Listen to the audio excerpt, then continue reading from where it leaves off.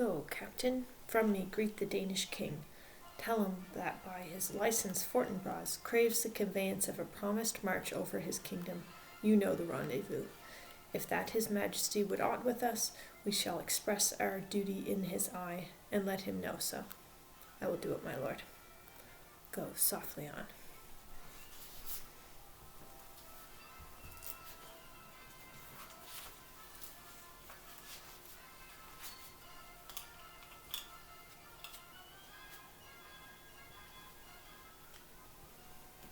Good sir, whose powers are these?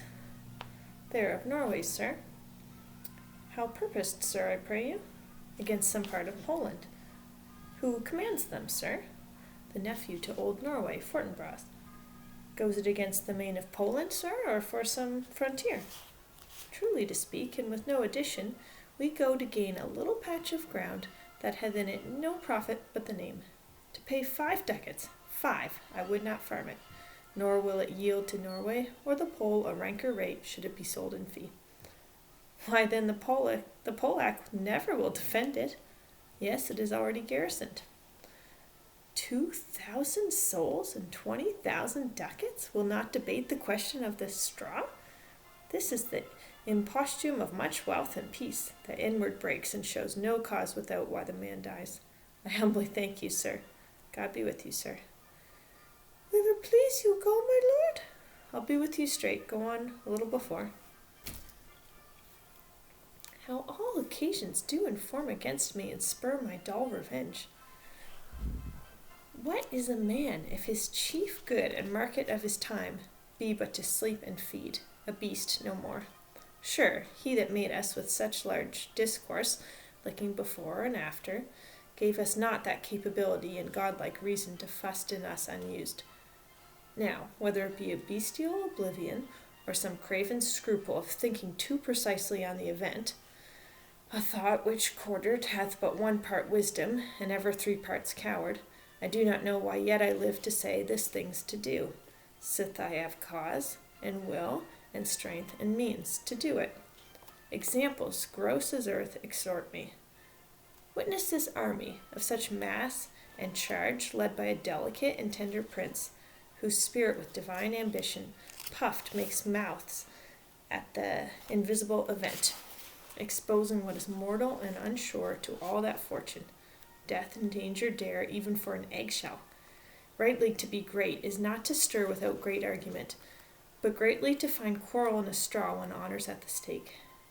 How stand I then, that I have a father killed, a mother stained, excitements of my reason and my blood, and let all sleep, while to my shame I see the imminent death of 20,000 men, that for a fantasy and trick of fame go to their graves like beds, fight for a plot wherein the numbers cannot try the cause, which is not tomb enough and continent to hide the slain.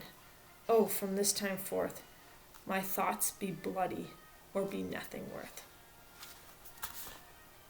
Okay, so this is just a short little scene, but it's interesting, and it's similar to another scene, but let's just go through it. Okay, so we see Fortinbras from Denmark.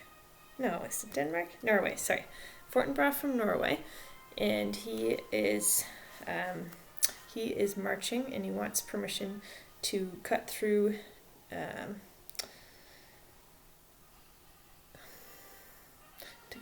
other countries. He's trying to get to Poland, so Norway and Poland are going to be fighting over a tiny, tiny little patch of land, and the captain from the Norwegian army says it's not even worth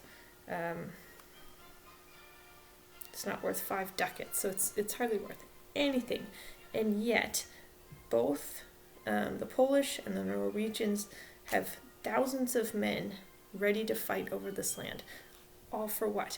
And Hamlet is just so pricked by this. He feels so guilty because he sees these men who are willing to do so much to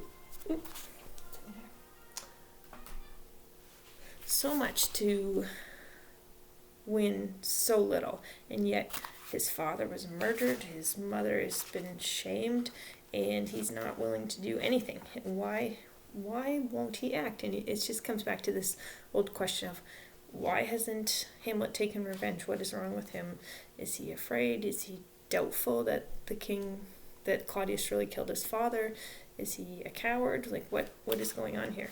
And so he's trying to rouse himself up. It's like he has a moment's awakening of like, oh yeah, like I have so much reason to avenge my father, and yet I haven't done anything.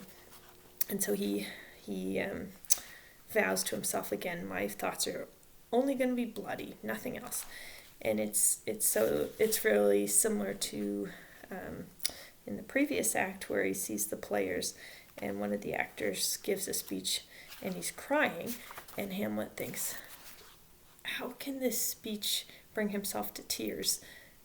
Nothing has happened, and he's so moved by this made up story, and I have so much reason to be moved.